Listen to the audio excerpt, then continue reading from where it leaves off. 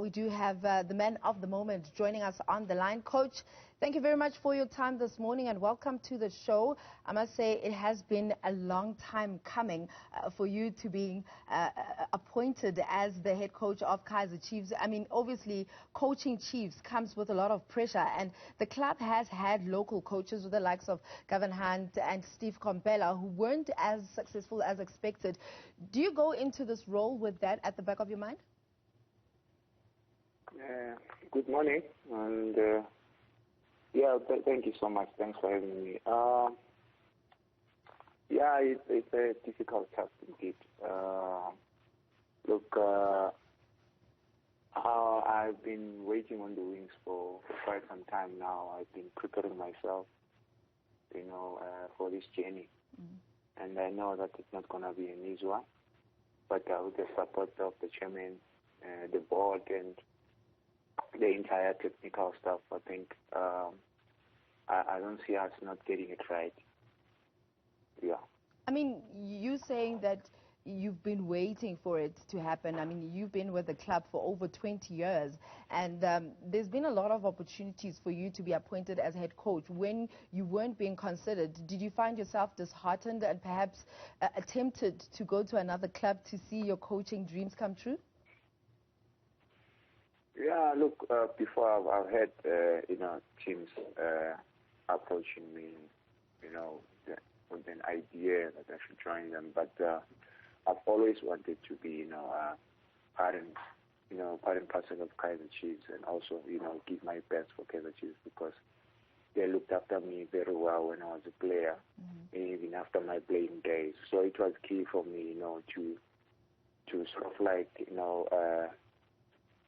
empower myself to help the team, And I've attended coaching courses, they paid for everything. They did actually, they invested, a lot on me, and I think now it's high time now I sort of like, reward, if I may put it this way, just to pay back what the faith that they have in me and the belief that they have in me. And obviously they know that maybe I've got the potential, because they are the ones who were pushing me, hard to work hard and make sure that I'm well equipped when it comes to, the coaching badges. So, yeah, I've been there and been part of the finisher, sort of, because I think it's almost 23 years now. Yeah. And yeah, as a player, played for 10 years, and as a coach, went down to the development, and I had to learn how to work with the different age groups, and to learn more as to how you should manage the young ones. Should I get the opportunity to lead the senior team, and then how to manage them and help them. Because obviously they have so many challenges. They come from different backgrounds, and there's so much going on out there. So at least you must know where they come from, how they behave when they behave in such a way, and then you know how to handle them. So yeah, it's been a tough journey, to be quite honest. And yeah, I'm looking forward to grab this opportunity with both hands. Coach, does this appointment come with signing powers? Will you be able to sign the players that you want? Yes, I've been given the responsibility, obviously, and it's not me that decides. It's the team. I'm part and parcel of the club, which is something that a lot of people maybe have made so much mistake, in the past. And if you follow all the top teams in the world, as much as the head coach is the one, who's got the final say, but at the end of the day, it's about teamwork. Why? Because should things not go your way as a coach, at least the team can be able to work with those whoever that be part and parcel of the team at that moment. But if you as a coach, you do everything alone, and who's paying the players, who's giving those contracts to the players is the club, and you as a coach as well, you are contracted to the club. So it's very key that you work with everyone. It's not about you, because no man is an island. And this is what I've learned, as a coach and as a player as well, that you need to surround yourself with good people, people that are knowledgeable, people that want to succeed, and that way you'll get it right. So at the moment, I've got Coach Shepi, and I've got the sporting director, I've got football manager and the head of technical, and we are obviously embarking on a journey that make sure that we get the right playing personnel and bring them on board with the hope that they can come and help us, because sometimes players are doing well outside before they join Kaizer Chiefs, and as soon as they arrive, because of the pressure, when the pressure mounts, they can't take the pressure, and they crack, and as a result, the team suffers. So we're trying to avoid that. That's why what's key right now is to focus on the identity of the club, the playing way, the playing style, I mean to say. And once we get that one right, then it's going to be easy for us when we bring in new players, because they'll have to come to a structured system of play, rather than we just get in a player because of it doing well for a respective team. But we don't need the NFL fact. He's a good player, yes, but he might not be a good player for Kaizer Chiefs. So those are the things that we're trying to avoid.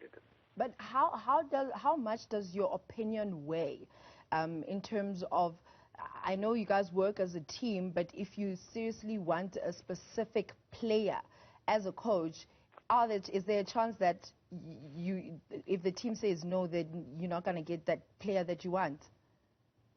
No. Look, I've been given the responsibility of leading the team. And it's not only now. Obviously, as I've alluded earlier on, that the team has invested in me, and they've been watching me, developing to be the coach I am today, from, the development ranks, how I was managing my, all the teams that I worked with, different age groups until reserve team. And obviously that was a good test for me, because now I was dealing with the sort of end product, in the development. So if you manage the team well there, you are showing good signs of leading the team going forward. So the development was more like a good test for me, and also, to develop the playing style. And if you could see the way the reserve team was playing, it was because of, we started doing these things, from maybe 5 years ago. And it was not more about winning games, but it was more about, let's develop the players holistically and prepare them, for competition at the highest level, because there it's competitive. So most of them, they responded positively. But some of the things, obviously, we did not get them right. And those are the things now we are definitely going to make sure that we're on the right track. And so far, so good. The responsibility is on my shoulders. And I'm the one, obviously, that decides with the coach Shepi as to who we want, who we don't want. But at the end of the day as well, it's not about us, it's about the club. We have to get the players that can help the club, not the players that can help Arthur Zwane, because Arthur Zwane is not bigger than the club.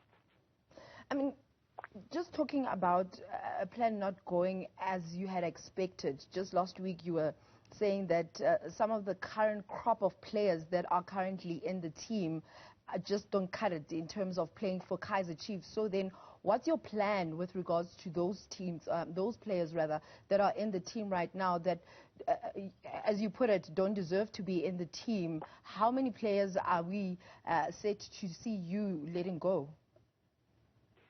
Look, this situation happened to all the teams in the world, where there are players, they are good, but things are not happening in terms of getting, the desired results. And obviously, come end of the season, you're going to have to offload, some players, you're going to have to bring in, new players. So it happens to all the teams, whether the teams are doing well or not doing well. So in our case, it was the same situation. We've been in this situation for the past 7 years now, not winning. So by saying that, I was not saying those players they are not good enough to compete at the highest level, but I was actually saying they are good, but they are not offering what is expected, from them in terms of delivering, like bringing their A game to help the club to get the desired result, So, and if that is not happening, because Kaizer Chiefs, has got the culture of winning, and if the team is not winning, surely there has to be, some changes. That's the unfortunate part, So not that I was sort of like disrespecting those players or saying they are useless or something. No, I can't say that I was a player myself. But the only thing that I was saying was there will be changes, obviously, coming end of the season. Whether I was going to be the coach or not the coach, But fortunately, I've been appointed, to be the coach. And yes, for us to challenge, for us to improve, for us to be better, obviously there must be changes, whether we like it or not. How many players are you going to offload, Coach? Still to sit down and discuss, because we've got challenges, obviously. We are eyeing certain players. We want to bring them on board, but there are challenges here and there, So if you don't get certain players, we might be forced by the situation, to keep certain players that we think that can help the club. Maybe also change their mindset, because they've been working with different coaches. They've been working under different coaches. So we'll try to help everyone. Not that we will rock the boat. It's not about that. It's about trying to help everyone to be in the right frame of mind and also know what is Kaizer Chiefs all about. And obviously, it's been quite a long time the team hasn't been winning or challenging for honors. So we need to change that mindset. We want to bring back the glory days and make sure that our supporters as well are happy, supporting this club, because it's been difficult, It's been very, very difficult. Newly appointed Kaizer Chiefs coach Arthur Zwane, thank you very much for your time, coach, and wishing you nothing but the best moving forward. Just talking about his new appointment over there and